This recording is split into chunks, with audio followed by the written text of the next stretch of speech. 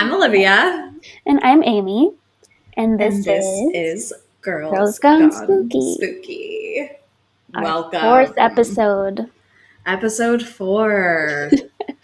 My lucky number, but also in Chinese numerology, it means death. So to take a global approach, this is a particularly spooky episode. Okay, wow. Well, there we go. I wonder what it means in other numerology, because the ones I was looking at last week were all so positive. If that's the only one that's scary. Yeah. I was thinking my dad raised an interesting point. He was like, you guys talked a lot about Jesus in the last episode. I was like, yeah, we really did. Hey, Dad, shout out, because he's listening to this, I'm sure. But yeah, I added to our list of things to cover too, like other cultures' numerology, because I think Chinese numerology, a lot of Asian cultures are, have a lot of superstition around numbers. And also, like, I know the naming for Chinese families, like for a new baby, there's a lot of like tones that sound like other words. Like there's a lot of luck associated with like the number of syllables, I think, and all of that. So we can definitely dig into that a little more. But we have a lot of content for this week. So I think Amy's going to kick us off with Shamans. Yes. And I'm going to cover Skinwalkers, both of which are insanely just extensive topics. I think we were a little ambitious. Yeah, very ambitious. But you know what? That's okay. It's just going to be a little longer of an episode. And then I have a fan story, and by fan I mean friend story to read out at the end. So with that, I'm going to STF you. All right. How exciting. The floor is yours. Okay. So, like Olivia said, today I'm talking about shamanism, which is definitely less spooky and more just otherworldly and spiritual and so fascinating. I truly basically wrote like a 5-page research paper when I was doing this, because I just love this topic and it just appeals to my anthropological self so much. Yes. So I hope that this isn't too long. But anyway, to define shamanism, I saw from a few sources that the term is derived from Arctic peoples, and it refers to a type of practitioner characterized by entering into trance experiences, during which the shaman travels out of the body to lower, middle, and upper worlds. So, shamanism is conceptualized really differently across many cultures. So I want to be careful about generalizing what it is. But to do that anyway, shamanism is basically a religious practice that involves a practitioner who is believed to interact with the spirit world through altered states of consciousness. And the Wikipedia official definition of altered states of consciousness includes any conditions that are significantly different from a normal waking state. So that includes trances, hypnosis, and epilepsy, which is kind of the reason we wanted to talk about shamanism today, is because we wanted to build on what we talked about briefly last week with the relationship between shamanism and epilepsy across cultures. But through this, I did find that it's not as explicit of a relationship as I thought. Interesting. Yeah, not none, a lot of the research wasn't specifically saying, seizures are the sign of a shaman. It was more people who enter trances, but maybe that's only because when this research was done, they didn't have an actual diagnosis of epilepsy or a way to diagnose it. So I don't know, but it's still an interesting relationship. And one culture in particular has a really well documented relationship with the spiritual part of epilepsy, in the form of a book that I think you've read, called The Spirit Catches You and You Fall Down by Anne Fadiman. And I'll talk about that a little bit more later because that is really specific to seizures and shamanism. But I want to start with like a broader overview of what shamanism is in a few different places. So the first thing that comes to mind when I think of shamanism is Amazonian tribes, mostly because of a class that I took in college where the professor did all of her ethnographical work in the Amazon, but also because their shaman or shamanistic practices have entered the mainstream now with the ayahuasca retreats and stuff like that. Oh, interesting. Yes. So a lot of my information about this came from an article that was published by, he's a Harvard professor, and he also does his research work in the Amazon. And his name is Robin Wright. And he explained that, quote, in indigenous traditions throughout the Americas, humans are considered to be only one kind of people. Other kinds include the animals, fish, birds, plants, insects, and others. In the beginning of the world, the traditions state all of the first peoples could easily communicate with each other, but it was after important changes in the cosmos that the animal and other peoples lost that ability. So now, communication takes place through shamans, specialists in crossing the divide. Whoa. I know. So interesting. So cool. What? Yeah, I know. So this man, Professor Wright, his work took place with one tribe. They were called the Baniwa, and hopefully I'm saying that right. I feel like there might be a lot of pronunciations in here that I maybe mess up, but I'll do my best.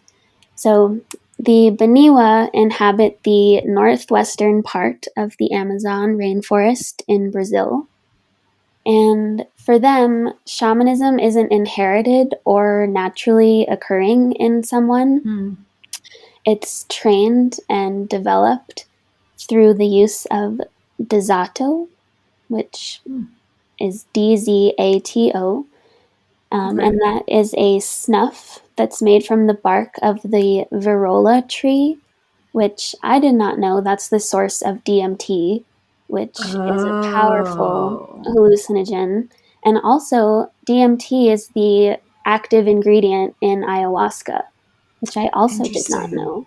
So I actually weirdly did know that because a friend of a friend went to an ayahuasca retreat, I think in Arizona or New Mexico, and explained that that is what creates the hallucinations and that hallucinogenic effect. And the thing I didn't know until I kind of looked it up a little bit after that was that DMT is also the chemical your brain releases when you die, like in massive amounts. And maybe you're about to get into this and I'm just like stealing your thunder. So I'm going to stop talking. But that like blows my mind that we're able to reproduce that chemical in something that we externally can consume.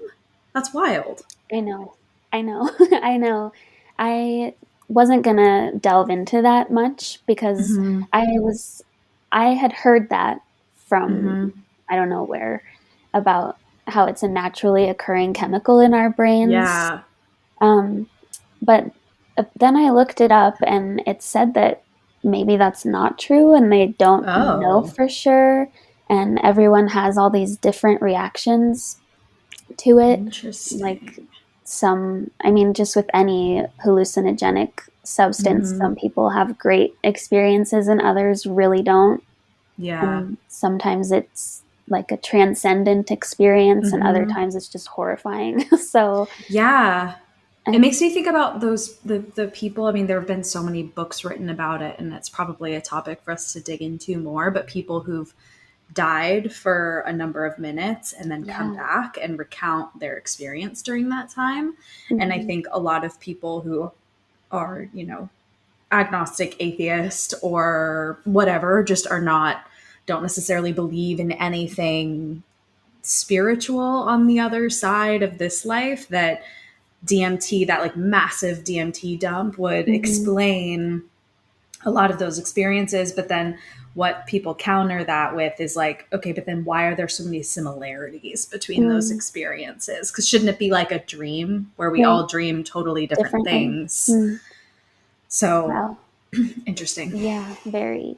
Maybe that is another topic for us. Yeah. That's so fascinating. Yeah. Wow.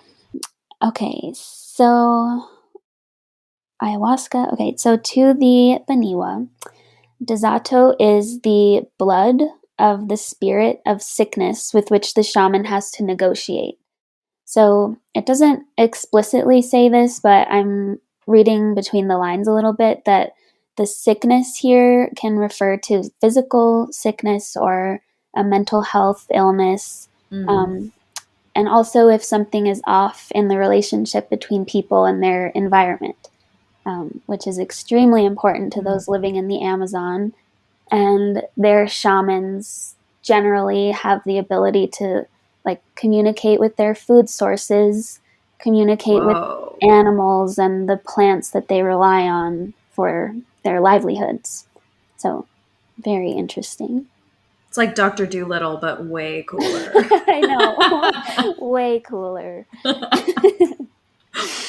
So the Desato, in combination with fasting and celibacy, and usually 10 years of learning about the cosmos and the spirits from other shamans, that allows people's spirits to, quote, become other.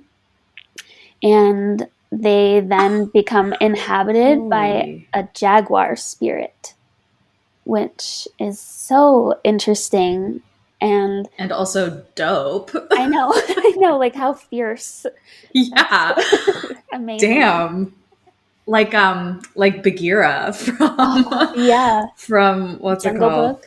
Jungle Book. I was trying to say Lion King. Jungle Book. Why am I making all these ties to like modern pop culture? I don't know, but here we are. It's kind of cool because it's like, their culture permeates pop culture or whatever. True. And it's interesting too how much commonality there is between like beliefs of indigenous peoples across the entire world. Because I mean, quote unquote Native Americans were, they're so tied to the land. I talk about that a lot in the Skinwalker section too. Like there's a lot of manipulation between like people and animals and the land and the energy of the land and how it can be good or bad. And there's like power to be harnessed there. So it's interesting because you think, I guess anthropologically speaking, we all came from one place. Yeah. What is it called? Pangea. So I guess it's just like the people most connected to the original humans, but I don't know. Yeah. Oh, it's so interesting.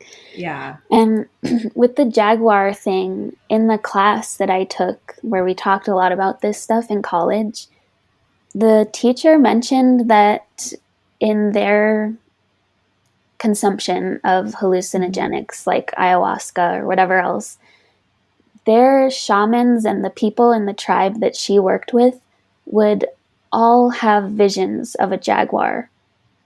Like each person had a shared experience, even if they were taking these drugs separately from each other.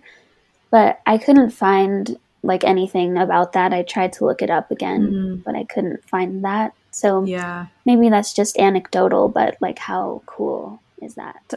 Or from like some niche research that you wouldn't be able to find without like, access to some specific library or archives. Yeah. Yeah. Who knows? But very cool. And let's see, just to summarize that, this quote comes from a Brazilian ethnographer whose name is Eduardo Viveros de Castro, who says that shamanism and the notion of spirit in general in Amazonia is less a transcendent representational figure than a sign of the immanent universal background, the background that comes to the surface in shamanism, in dreams, and in hallucinations, when the human and the non-human, the visible and invisible trade places. Whoa. So, yeah, very, very cool.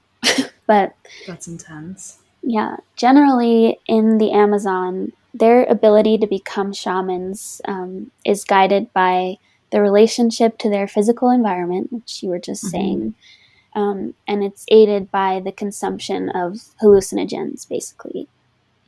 But in other places, including a few Native American, African, and Asian cultures, shamanism is just innate to a person.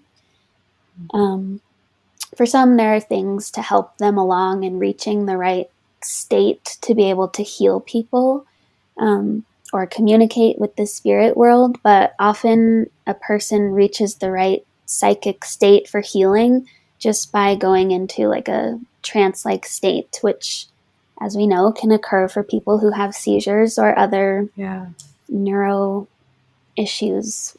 Divergence. Yes, neurodivergence. So now to get back to that book I mentioned, The Spirit Catches You and You Fall Down, that's actually a direct translation of the Hmong word for epilepsy. I'm not going to try to pronounce that, but yeah, I didn't realize that when I read the book. That's a direct translation. And they say that seizures are spiritual in nature and they occur when the soul becomes separated from the body. So the soul, when it leaves a physical body, then has the ability, I guess, to commune with a different place outside of our physical world.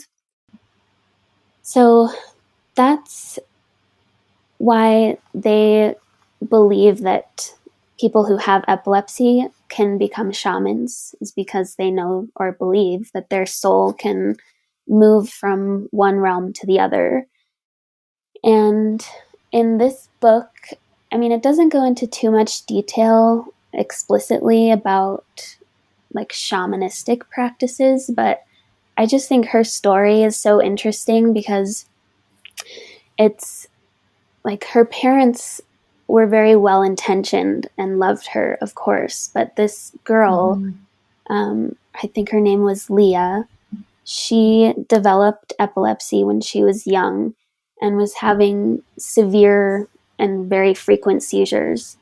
And her parents wanted to treat it with their traditional Hmong practices and heal her spiritually in addition to physically, because they did take her to the doctor, but the Western medicine doctor had such a hard time communicating with them about like the importance of her pills and all that.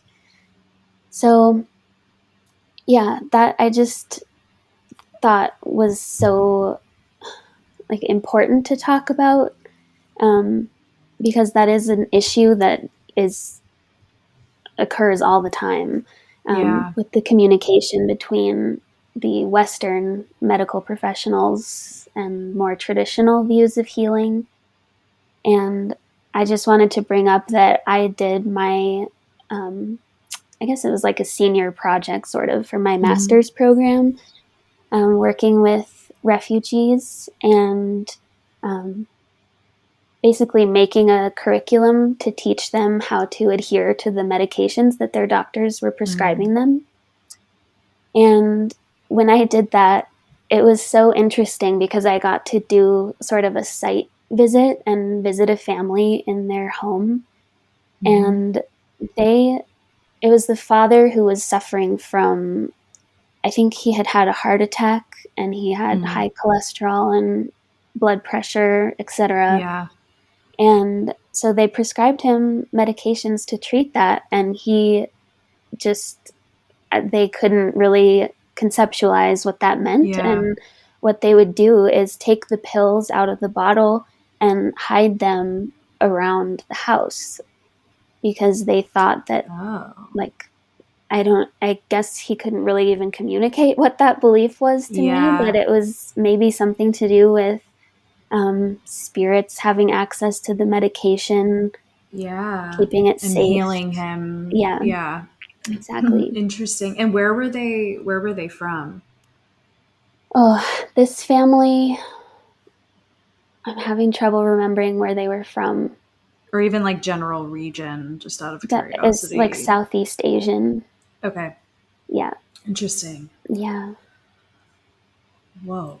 I feel like the shamanism, it's so there's I feel like in almost every tradition there's some role that's like that, like an oracle or a sage or a shaman or whatever. But then you get into the realm of like, I mean, it's so interesting that in Amazonia that it's like you don't have to be born into it. It's not like something that you just naturally have. You train like any other job function Profession, yeah. basically Uh-huh. within your community. And that it, like almost the description of it almost sounds like astral projection. So I'm curious too, like in what capacity are shamans used? Is it like to commune with your food source and the land and to ensure there's like a healthy relationship between those things? Because I mean, that seems like a crucial function to me. I think I potentially ignorantly have thought about shamans almost like witch doctors. Like, there's some sort of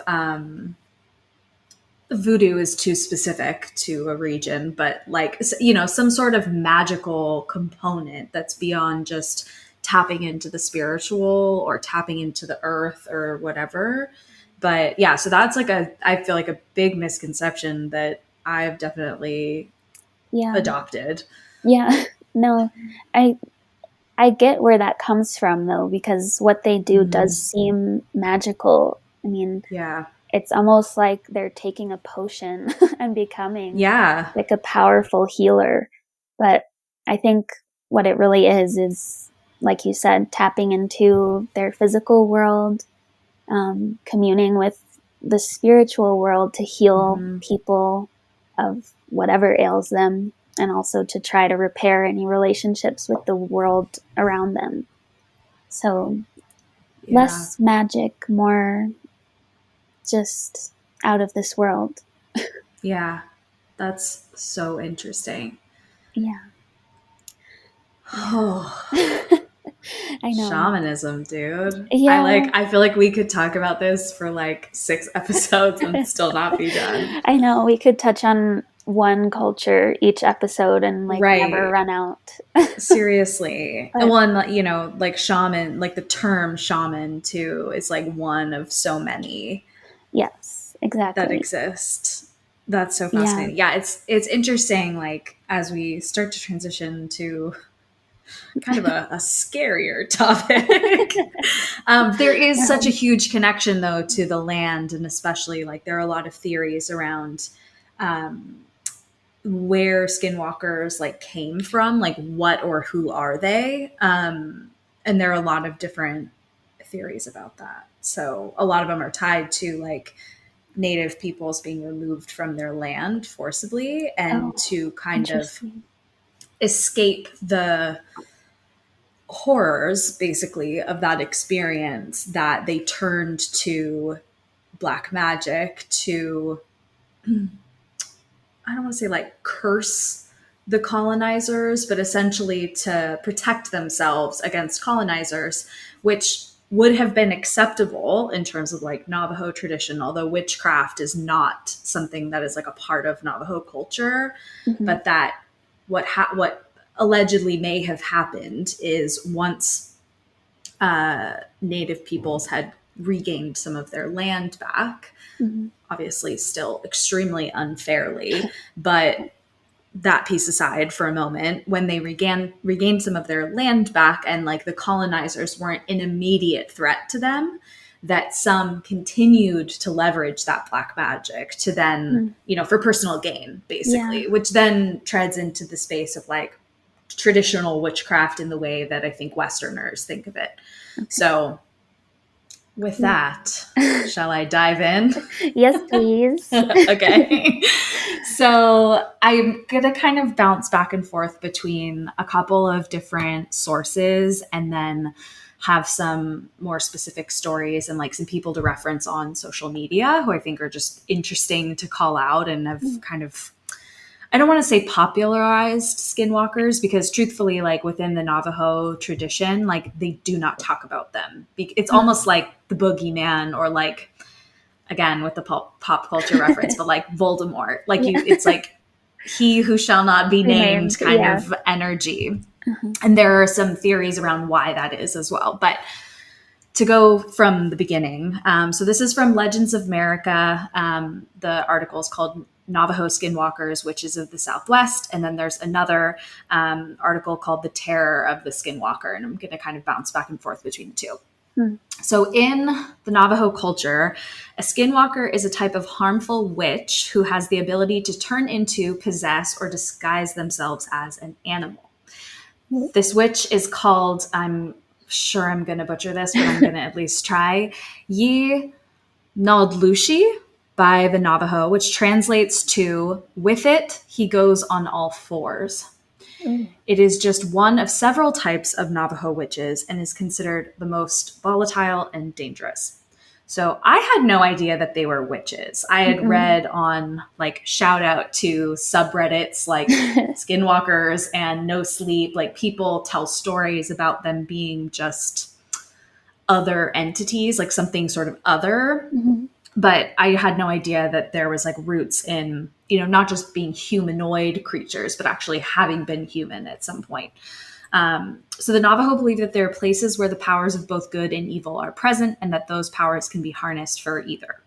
Medicine men utilize these powers to heal and aid members of their communities, while those who practice Navajo witchcraft seek to direct the spiritual forces to cause harm or misfortune to others. This type of Navajo witchcraft is known as the witchery way, which uses human corpses in various ways, such as tools from the bones and concoctions that are used to curse, harm, or kill intended victims.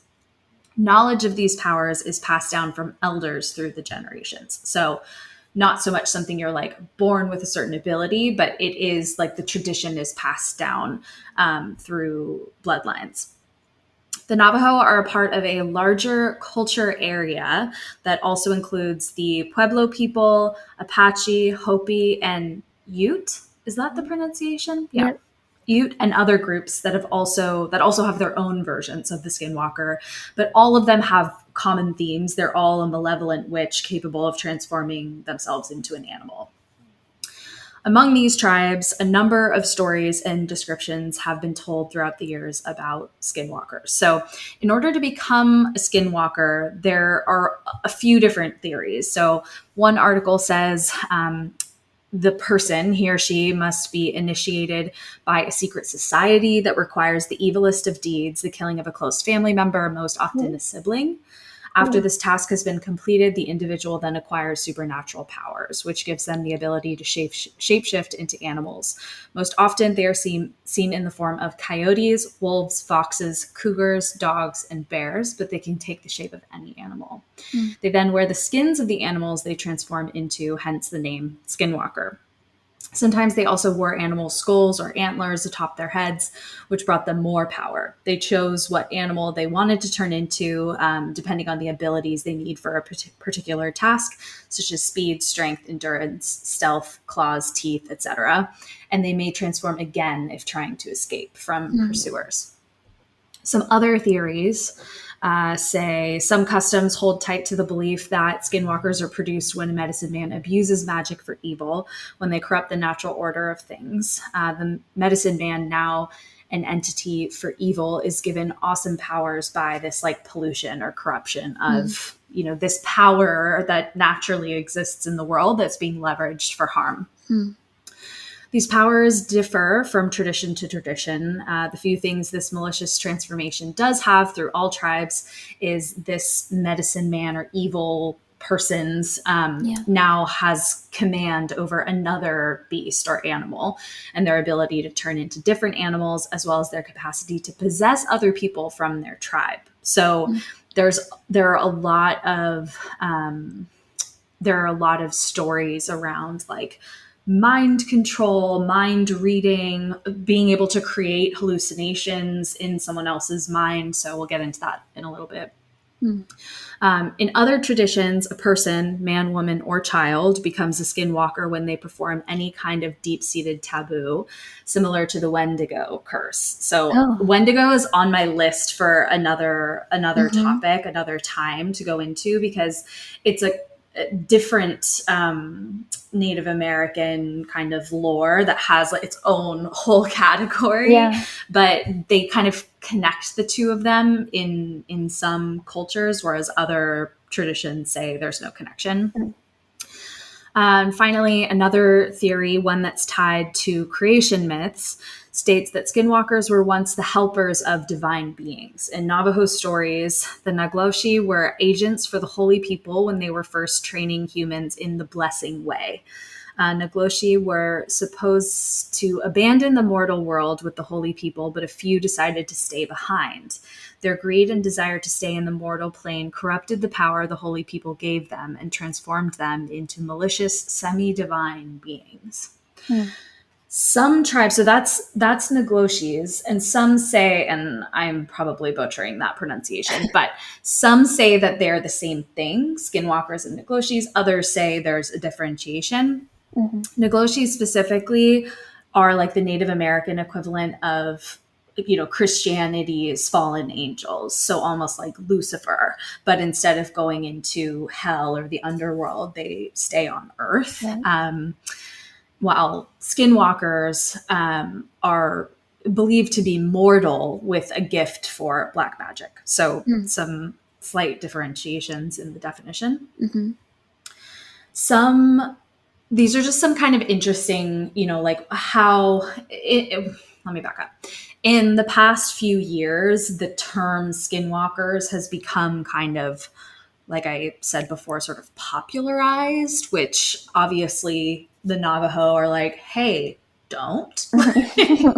Because it's just like talking about it kind of gives it more power. And I think one of the stories that I read that I didn't include in this, but in detail, but was a young man who went to live with, I think, his grandfather or father on a reservation. And basically just to learn about his heritage, because he'd grown up off of the reservation, and I think his parents were split up, and they just, he just felt like he had no connection to his heritage. And, given especially a lot of the conversations around, indigenous erasure and all of that, he was like, this is important that I learn from my ancestors. And what the father, whenever he was the father or grandfather figure, was very alarmed with his interest in skinwalkers and Wendigos and things like that, because he was like, these are not things that we talk about. And he finally explained, because the young man was like pushing, like, why can't we talk about it? I'm just trying to learn about my culture, blah, blah, blah. And what the father eventually said was, the idea is that if we don't talk about it, people will stop being so interested in black magic and will stop creating new skinwalkers, basically. That like, if we just nip it in the bud, we're never going to have to, they'll just go extinct, basically, I think is the hope. But that's also assuming a certain origin story of these creatures that has to do with black magic practices. So anyway, it's just interesting. There's a lot of conflict around what the actual origin is, what creates a skinwalker. So sorry to interrupt. Yeah. No, please. They can, like, if someone is practicing dark magic, they can become a skinwalker, choose to become a skinwalker, right? According to some traditions, yeah. Okay, got it. So that's why it's important. And I don't even know, Yeah, I don't even know if they choose. Like, I think it's like if you're using witchcraft or magic that is intended to harm someone, I think you just kind of become that thing. Okay. And becoming that unlocks all of these powers that allow you to do what you want to do, if it's hurt or kill someone or whatever. Okay. Got it. So to kind of go back to the start of like, how did this become, you know, common or known lore outside of the Navajo community? So Skinwalker Ranch, which is also known as Sherman Ranch, also known as the UFO Ranch, yes, lots of names, is a business located around 512 acres or 207 hectares southeast of Ballard, Utah. It is thought to be the site of countless paranormal incidents and UFO-related activities. The land, many believe, is cursed and perhaps even inhabited by a skinwalker. So the kind of a little bit of history. Terry Sherman, hence the name Sherman Ranch, the owner of the property way back in 1996, which feels like forever ago now. Yeah, way back when, was walking his dogs around the farm late at night when he came upon a wolf 3 times the size of a normal wolf with glowing red eyes and a mean streak. He shot it with a rifle at close range and said it was like throwing pebbles at the thing. Like it was just not affected by shots being fired. And there are a lot of accounts that talk about like how to kill a skinwalker, which I have mixed feelings about, because it's like, how do you know that that's really what it is? But that's just like the skeptical side of me talking. And, you know, what if it's one of the things that comes up commonly on Reddit is like bears when they get mange, which is just like a natural disease that can happen to large wildlife, and even dogs can get mange. But that it sort of mutilates their physical appearance. And so people think like, oh my God, it's a skinwalker, when it's just a sick bear. So there are some photos that people have shared like, holy crap, this is a skinwalker sighting. And people are like, no, that's a bear with mange. So there are a lot of accounts though of like people trying and usually failing to kill what they believe to be skinwalkers. And there is very little information around how you actually can successfully kill one. It's usually to do with like targeting the head or neck with a special kind of like ash dipped blade or bullet, like very specific to like certain herbs and other things harvested from the land. Interesting. I think the land specifically that's like local to the Navajo community. So just kind of interesting and very specific. So if you see a skinwalker, just say, no, thank you. Don't even try. Just run. So other things that happened on Sherman Ranch include cattle mutilations, crop circles, and UFO sightings at least once a week. Whoa. One of the cattle was found, for example, with a hole cut in the center of its left eyeball. Another had its rectum cut out. And then one day, 7 cows just disappeared. So just like weird shit happening in this place. It kind of makes me think like Bermuda Triangle, like just unexplained. And Terry Sherman, there's a quote from him and said, you know, if it's snowing, it's really hard for a 1,200 or 1,400 pound animal to just walk off without leaving any tracks or to stop and walk backward completely and never miss their. So it's just like, it just doesn't, none of it adds up. Like it just doesn't make sense. The thing that spooked Terry the most, allegedly, and made him sell off the property was voices. So he heard voices frequently while walking his dogs. This is a common theme. Sherman described that the sounds spoke in a language he didn't understand, and they seemed to come with the wind and out of the darkness. He felt as if they were invoking something. So he was like, no, thank you. I'm out. So the ranch was then sold to a UFO fanatic and Las Vegas realtor, Robert Bigelow, for $200,000 in 1996. This is like acres and acres of land. The man established the National Institute for Discovery Science on the grounds and put up abundant surveillance on the property, and things just continued to get weirder. He sold the ranch later to adamantium, which I'm not sure what that is. But since taking over the ranch, this company has introduced all kinds of surveillance equipment all over the property, cameras, alarm systems, infrared. Allegedly, paranormal events are super common and they're caught on film. So it's like, things happen overnight and you're like, well, there's probably an explanation for this. This is like a cow's there and then it's gone and it's on camera and you're like, wait, what? Can't account for that. So, yeah, exactly. And so Thomas Winterton, who was interviewed by Vice, recounts an experience from the ranch. And he said, I take my truck up the road, and as soon as I start to get closer, I start to get really scared. And this feeling just takes over. And then I hear this voice, as clear as you and me talking right now, that says, stop, turn around. I lean out the window with my spotlight out and start searching around, and there's nothing there. He, along with several other employees, were hospitalized after experiencing severe skin inflammation and nausea while working on the ranch. To this day, there hasn't been a clear medical diagnosis for what happened to them. So very weird activity on this land in Utah. Some other kind of cultural references that have brought awareness to skinwalkers. A 2018 documentary based on Dr. Colm Kelleher, one of the researchers employed by Bigelow, who was the second owner, the UFO fanatic, was based on Kelleher's book, Hunt for the Skinwalker, hit the press, and it galvanized interest in the creature. So book, then documentary, just kind of, reinforced interest. Yeah. And then other, kind of very vague references to something like a skinwalker have been in Stephen King, and then HBO did an adaptation of The Outsider, and the History Channel's The Secret of Skinwalker Ranch, which goes through the Sherman Ranch accounts in more detail. So lots of references in pop culture now. And like you kind of mentioned before with shamanism, like it's sort of permeated Western culture, as well as obviously being, very feared in Navajo culture as well. So just to kind of go through some other, like, what is an encounter with a skinwalker? Like, what does that look like or feel like?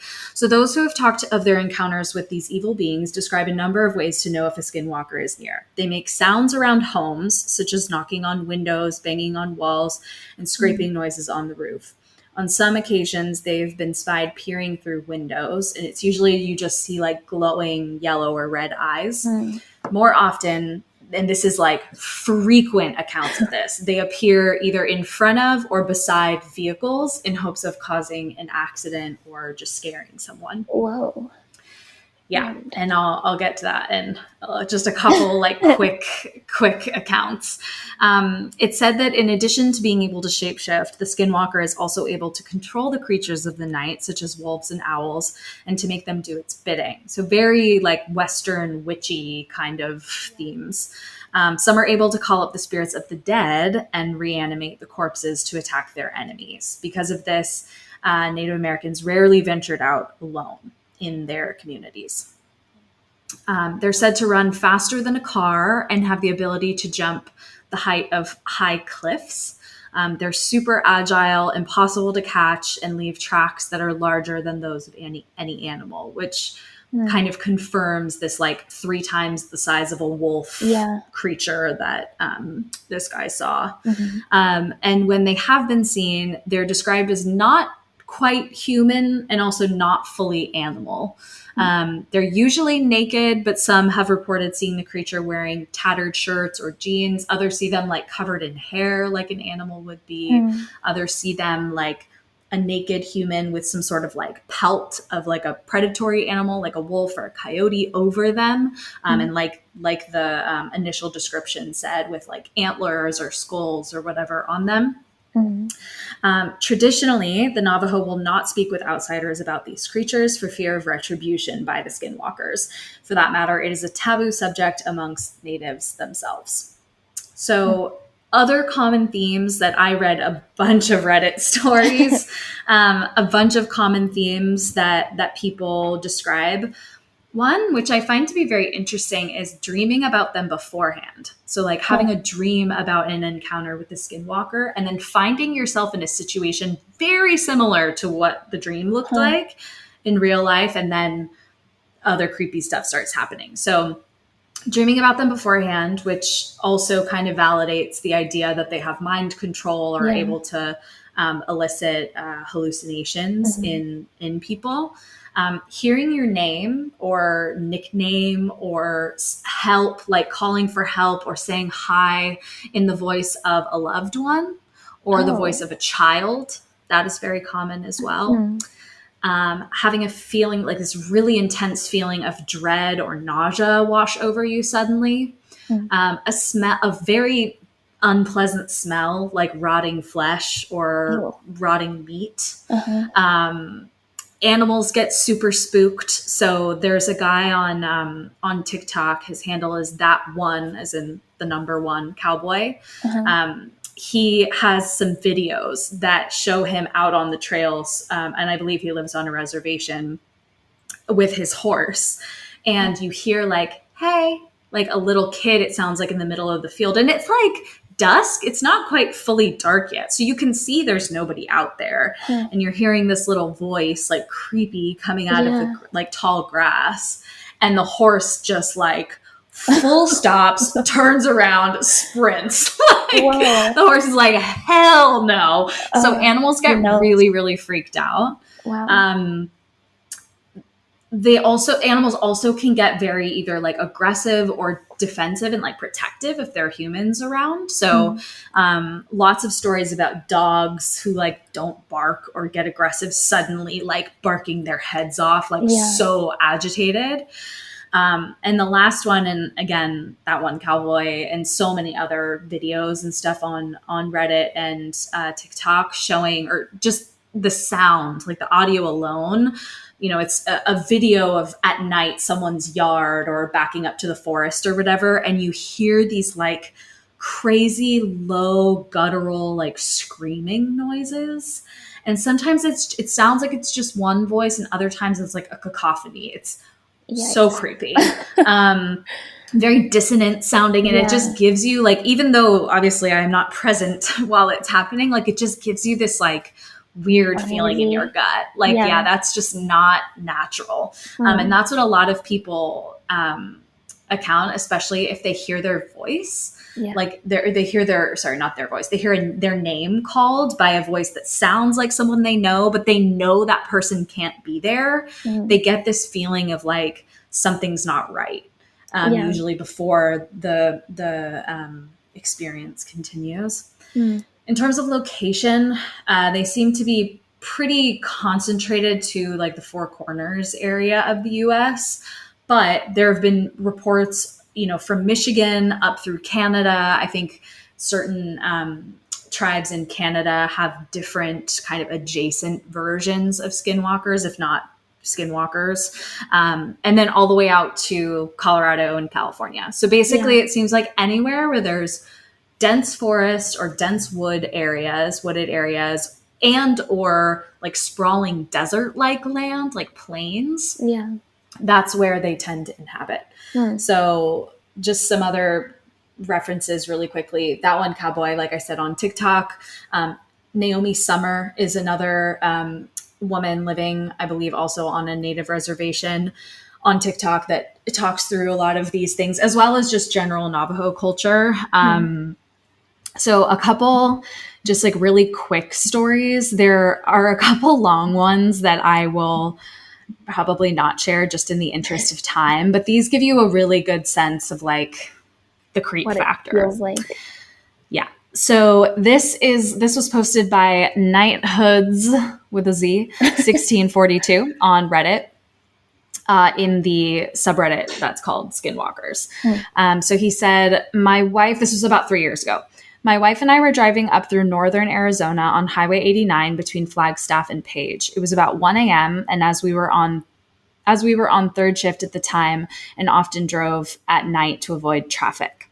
I saw a few sets of eyes glowing in my headlights a little ways up the road, so I let off the gas, slowing down to avoid hitting an animal in the road. When we drove by, we saw several dogs and then parentheses, he said coyotes with a question mark on the side of the road. And I hit the gas and drove by thinking, okay, I passed it. It's fine. After we passed, my wife said one of them was running next to the car, and I looked over and saw it as well, probably 20 feet off the shoulder of the road.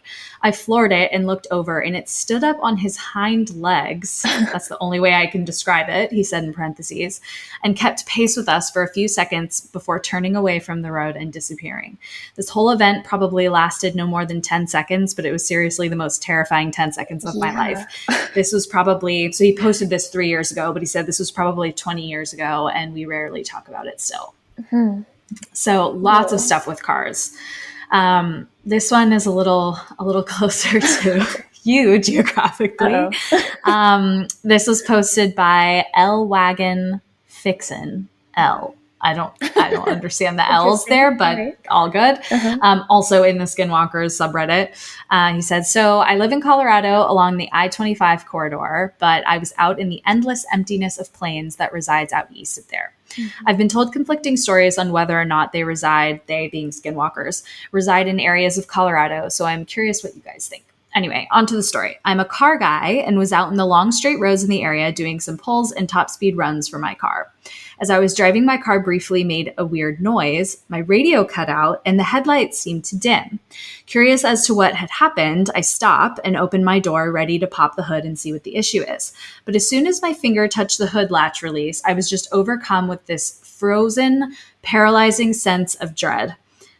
I somewhat panicked and put my foot back in the car and closed the door, and it slightly subsided. Going with my gut, though, I decided to turn tail and run, so I put my car in gear and made a U-turn since I was on a dead end. As I turn around, the edge of my headlight illuminates two humanoid gray figures I glanced at and sped off. They were standing, sitting, whatever, about 50 feet from where I was just sitting in my car. I went home and was unable to sleep for a while, laying in my bed with my gun close by with this endless feeling of paranoia. Once I finally drifted off into sleep, I remember having strange nightmares about nothing specific, but just overall terrifying things. Even just talking about it brings chills to my spine, and I just want some semblance of an answer as to what I saw that night that still makes me shudder even today. So people definitely, like in the comments, said like that absolutely could be a skinwalker. That sense of dread seems to be like a big indicator. And people ask questions around like, what exactly did they look like? And he said were about 5 feet tall, but maybe they weren't standing. So if they were seated and 5 feet tall, that would be really huge. Other than that, all he got a good look at, like he didn't get a proper look at them, but he saw that they were humanoid kind of outlines, grayish brown in color, very skinny. And a couple people noted just in terms of like the geographic piece that a little bit of Navajo territory does stretch into Colorado. And we know that skinwalkers can travel really far in short periods of time. So in terms of geography, it's very possible that that's what this was. Interesting. So very creepy, very creepy. Yeah. You mentioned that the Ute tribe has them. I hope I'm right about this, but I want to say that the Ute tribe was in Colorado, even though it sounds like they'd be in Utah. So maybe what he saw. Yeah, probably.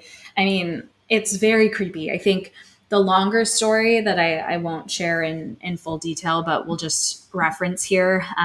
It was written again in that same subreddit by sad_ad_2051. And this was recent. This was 12 days ago that it was posted. And it's one of like the top rated posts of all time on this subreddit. Oh, wow. So like tons of people commented.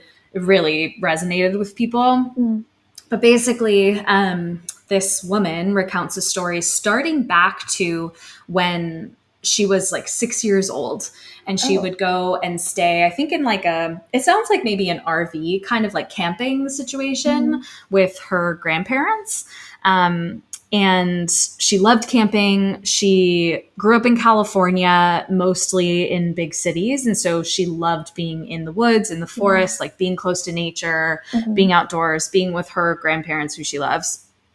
And And she would have this reoccurring dream. So she would go in the summer, right when the school year would end. And she would have this reoccurring dream, like the end of the school year, about basically like a premonition around seeing these skinwalkers or having some creepy run in with them. Mm-hmm. And so this started when she was 6 and it lasted until she said she was 11. And so it would be the same thing. She'd be walking in the woods, find a fox, pet it, continue on the hike with the fox with her. And then the fox would start to like walk behind her and she'd get this really like uneasy feeling, like it was predatory. And, you know, every time she'd like look back at it and it would kind of like smirk at her or smile at her in a way that didn't feel animal. So she goes on in more detail about the dream, but it's just to give you a sense of like what these weird kind of premonition style dreams are like. Yeah. So she's in the woods and they're just getting unpacked. They're just getting there. And she kind of like walks out into the woods while her grandparents are unloading things. Again, she's 6. So like not much she could do to help. And I guess her grandmother would call her Sugar Booger, like as like a cute little nickname.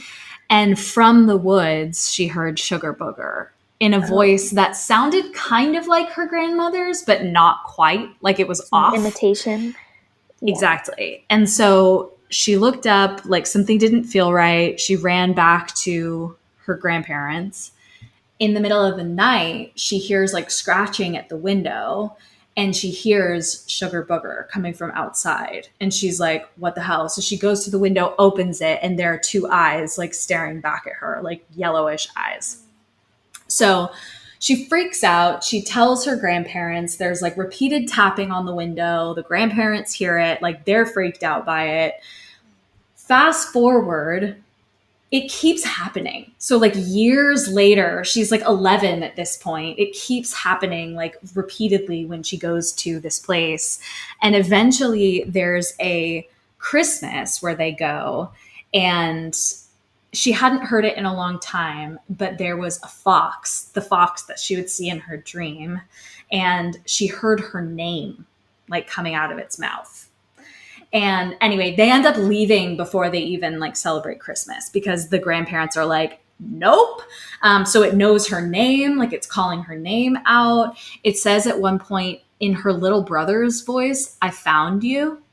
Like really creepy, stalkery kind of shit. Yeah. So it definitely seems something human, you know, like has the ability to recognize someone and like target someone as a victim and all of that. So very, very creepy. So that is all of my content on Skinwalkers, which felt like I had to cut down so much because there's so many scary stories about these run-ins. Oh man, I'm sure. And for anyone looking for more content, that subreddit and those TikTokers, like they post videos that, they just give you a little shiver every time.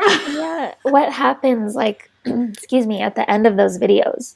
Do they just like end? Usually they walk away. I mean, so a lot of the videos are, like I said before, like of their yard or like forest at night, but they're in their home or like in their immediate backyard, like letting their dog out to pee or whatever. And they're hearing this like cacophony of screaming coming from the woods. And it's like, what the hell is that?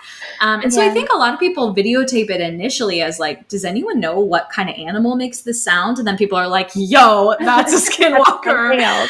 That's something else. But then others are like, people just run. Like people are like, nope. Because I think your fight or flight kicks in, and no thank you just isn't enough. You gotta haul ass. Not this time. Not this time. No, you say no thank you as you're sprinting away. Which is freaky though because they're super fast. So how can you get away? I don't know. Yeah, I don't know. But I think they're also what I didn't come across were stories where.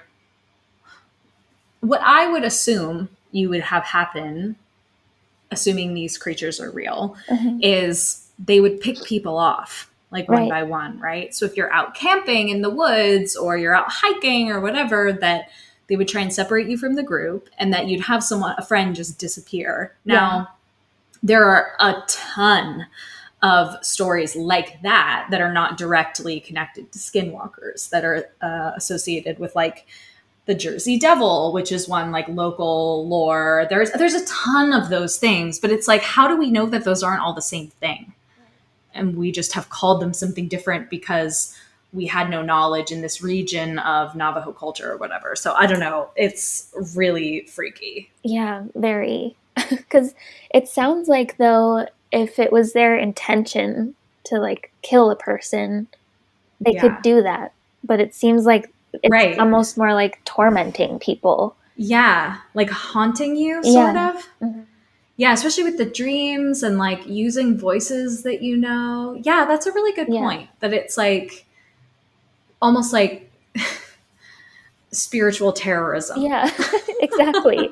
Yeah, it's terrifying. Maybe your life isn't at risk necessarily, but it's so scary to feel like someone is toying with you. Yeah. Some of the stories that I've read, not in my research for this episode, but just in the past have read, they've talked about, especially coming off of reservations, like they've talked about the sense that the skinwalker wants to wear your skin. Like that is another common theme that I didn't really get into too heavily, just because it's so like sinister feeling that his skin, like it would be walking in human skin as opposed to like an animal skin. But there is, I think what I've read, and it's speculative, but is basically that like, yes, when a skinwalker first becomes a skinwalker from a human or a witch or whatever, they're wearing animals, but like over time they continue to devolve into something increasingly evil. And so I think the idea is like they gain power from negative energy, including fear, terror, dread, all of those things. So making you feel that feeling feeds them. But then I wonder like when that line is crossed where it's like, okay, nope, now I want to kill someone and wear their skin, like Buffalo Bill in Silence of the Lambs. It puts the lotion on its skin. So creepy. Wow. So amazing though. Great job. I know. Thank you. This is a lot of content. Sorry, I feel like I was talking for ages. No, I'm definitely going to check out the Reddit now. Because I had never heard of that before. It's so creepy. I got into it when we were in college, because remember, you probably remember when I read No Sleep, that like subreddit where it's like a community, it's like a creepypasta community where it's like a lot of it is just amazing fiction writers, but the agreement is that anyone who enters this community believes that this is real. You're not allowed to shit talk or be like, this is obviously fake. Like there's none of that. So it's just like a community of people who love horror. And a lot of people are like testing out their concepts and stuff for either short stories or books. And there are some amazing writers in there. But then I kind of went down a rabbit hole at one point on the Skinwalkers stuff, because a lot of people had written stories about those. And I was like, what the hell is a skinwalker? So then I started looking at that Skinwalkers subreddit, and there's so much content. There's even more now than there was, whatever that was, like 8 years ago. Can't believe it was so long ago. That's so long. But fascinating. Amazing. Fascinating. Should we do our friend story? Yes, let's do the friend story. So it's sort of a compilation of a few different stories, and I'm going to use some names, some initials, just for anonymity. But this is my friend JD who wrote in. So he said, I just want to preface this story by saying that my two sisters, M and C, and I call ourselves the Charmed Ones, which I love. Not only do we love the Halloween season, witches, and of course the show Charmed, but we always joke about being psychic. Mostly, at least for me, I have dreams of scenarios that come true and have a gut instinct about certain things. Anywho, I'm not here to talk about my powers. I'm here to tell you a few stories that M has collected over the years. My parents bought their home in Kingsville before M was born, about 1970. It's a home from the 50s, 60s, and they bought it from the man who built it, so definitely no previous owner died in the home. M remembers 2 incidents from when she was little. Both happened at night when she was snuggled between my parents in their bed. The first incident, she recalled a thing, who actually looked like capital T thing, sitting at the edge of the bed. Was it a dream? Sounds like one, but who knows? The second was she saw a man sitting in the chair that was in the corner of the room. My sister said the man kind of resembles T, JD's boyfriend now, that she thinks about it, but that's neither here nor there. So maybe that was a psychic prediction of the future. Uh-huh. The unknown man had circle wire-rimmed glasses and was talking to my mom. My mom was laying down talking to this man while M sat there and just kept yelling, "Mom!" Whoa. M doesn't remember what they were talking about, but she does remember realizing she was awake and that it was not a dream. Fast forward almost 30 years to when M lived in Austin, Texas. She had just had her first child in the first home she purchased with her then husband, who was attending school at Texas State, which is about 40 minutes from Austin. Her husband's brother, Omar, lived in the house temporarily and was living at the house when the first incident occurred. They call it the Blue House, as her son liked to call it, was a small 2-story home. Omar slept on a bed in the son's playroom, and there was another guest room across the hall. One day, M and her son were taking a nap in the guest room when M heard footsteps coming up the stairs. She called out for her husband, who she thought was still at school, and there was no answer. She called out for Omar, so her brother-in-law.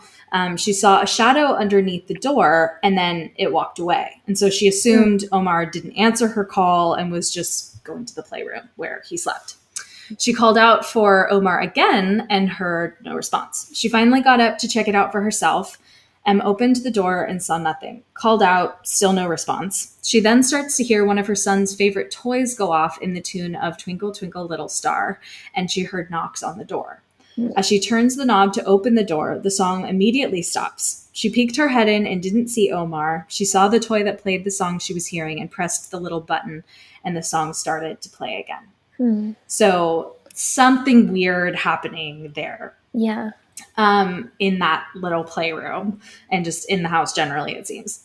So as her son got older and more mobile, he started to explore and play around the house. One afternoon, M and my mom were sitting at the kitchen table watching over her son, who was playing in the living room with a ball. The ball rolled into the dark foyer and the son walked straight over to it.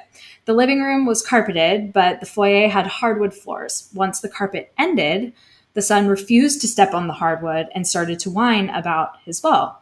When M called out for him to go walk over to get it, the son said, "No, the shadow man is over there."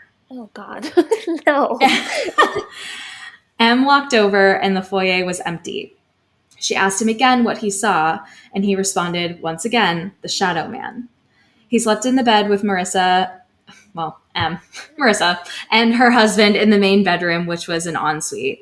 One night, the husband woke up and noticed that their son was not in bed with them. He then noticed that he was on the ground, sitting cross-legged and having a conversation facing the doorway threshold into the bathroom. The husband recalled there was a nightlight in the bedroom, but the bathroom was completely dark. To the husband, it looked like their son was talking to a black hole. When the husband asked the son what he was doing, the son responded, "Talking to the shadows." Oh, good. Yeah. Shortly after, they built a new home in Buda, Texas, which is just outside of Austin. The son always remembers the blue house, and after they moved into the red house, the new one in Buda, the son never saw the shadows again. Huh. Specific to that place. Wow. Yeah. That's creepy. JD said he thinks his sister has a few more stories, and he'll circle back if there are any updates. Yes, please. Wow. Yes, please. Thank you, JD, for sharing. Thank you. Oh, that's so my God. Creepy. Creepy as hell, dude. Kids are just so in tune with that stuff. Yeah. And it Did you ever have an imaginary friend, or do you remember having one? No, I don't think I ever did, but I don't remember. Yeah. So. I don't think I did either. There was one one just quick story that I just remembered when I was doing the research for this and reading through JD's story. When I was babysitting a family friend who lived like kind of around the block from us, and I remember I think we were playing hide and seek or something. And anyway, we were playing some game, and she suddenly, like, her mood just changed like very quickly, which, I mean, that happens with kids, right? And she was little. She was probably 4 or 5. Mm-hmm. And so we're playing some game, and she just stops and turns to me and is like, I'm hungry. I want a snack. And I was like, okay. So we walked to the kitchen, and they had this beautiful kitchen, like big island, like wraparound kitchen. And they had this like big pantry, like double door pantry walk-in, like a walk-in closet. And I go to reach for the handle, and she grabs my wrist and she goes, you can't go in there. And I was like, what do you mean? And she was like, he's in there. And I was like, who is in there? And she's like, there's a man in there. No. And I mean, the adrenaline that started coursing through me, I literally like grabbed her, picked her up, and like backed away from the door. And she's then looking at me and like kind of smiling. And I was like, is this a joke? Because that's not funny. Like, if there's somebody in the house, that's not funny. And I was prepared to like sprint out the front door. And she was like, just like creepy kid giggling. And I was like, oh, I don't like that. No. And so I was like, okay, I'm just going to check and make sure there's nobody in here. There couldn't have been. Like, it was like, well, I mean, it was like, I have this child, like, I can't just go outside. It was nighttime. Like, I was like, what am I going to do? So I snap open the door. I think I like picked up a kitchen knife or something, snap open the door. There's nobody there, of course. And I turned around, and she's just like looking into the pantry giggling. And I was like, I don't know if you're like playing a prank on me, or if you and something I can't see are playing a prank on me, but that's creepy as shit. And no, thank you. No, thank you. Again, no, thank you. Oh, it's like a private game between her and someone you didn't know was there. Don't like it. No. Do not like it. That's creepy. Ooh. I'm not into it. No. So anyway, so much content today. We should wrap this up. But thank you so much to anyone and everyone listening. We're going to try and diversify the cultures and sources of our stories to be representative of the world. But yeah, if you have any of your own stories, we would love to hear them, and let us know if it's okay for us to share them on the podcast. You can email us at girlsgonespooky@gmail.com. You can also follow us on Instagram and on Facebook with that same name, Girls Gone Spooky. And yeah, stay spooky. Stay spooky. You know?